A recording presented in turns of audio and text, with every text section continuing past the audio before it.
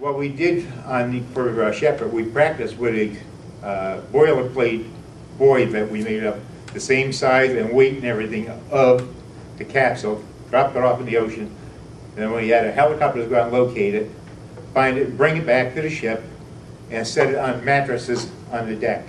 Then we took Shepherd, put him in quarantine. And the same way with the Gemini program. Gemini 2, it was unmanned. So we just went out, picked it up, brought it, and again, just set it down on deck on mattresses. I mean, here you are with millions, billions of dollars in equipment, and you're putting it on a mattress that some guy just got done sleeping on, you know. But Pete Conrad, who was in Gemini 5, he did his carrier qualifications when he was a cadet aboard the Lake Champlain. And then here we are picking him up as an astronaut 15 years later, or whatever it was, you know, when he went through the academy and flight school. We were up on deck and they said, it's over there. And we didn't know what the hell we were looking for. But then here's these 3 parachutes, red and white parachutes, and they're drifting down. And once they got in the water, the helicopter was right there. Dropped the flotation gear, you know, went around it. They pick it up, bring it over to the ship, set it down on deck. Like it was an everyday thing. I mean, it went so smooth. And even with the Gemini shots, the manned shots, you got the pilots out, you know, well, the astronauts, got them out, and then you just took them, put them on deck.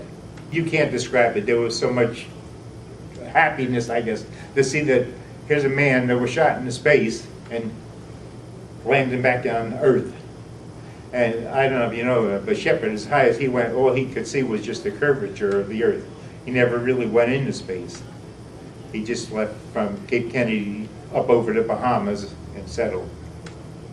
But the Gemini, they went all the way out. But years ago, when we first started, they were in quarantine 3 or 4 days when we brought them back aboard ship.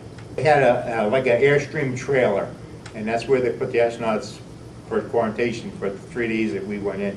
But I myself, I didn't have any contact with them, except when they got ready to leave the ship, the masted arms, we had to escort them. But once they left the ship, that was it. And when they were aboard ship, like I said, they were in quarantine. We couldn't even see them. The crew never really had any direct contact with them until after they were released from the quarantine. And then they brought the capsule out to where the crew could look at it. Well, Pete Conrad and Gordon Cooper. Then they had question and answer thing on deck, and it was very neat. Unbelievable that we could send a man into space and bring him back, you know. And we would take him in as close to as we could to Pensacola or Cape Canaveral, wherever, and then fly them back into the base.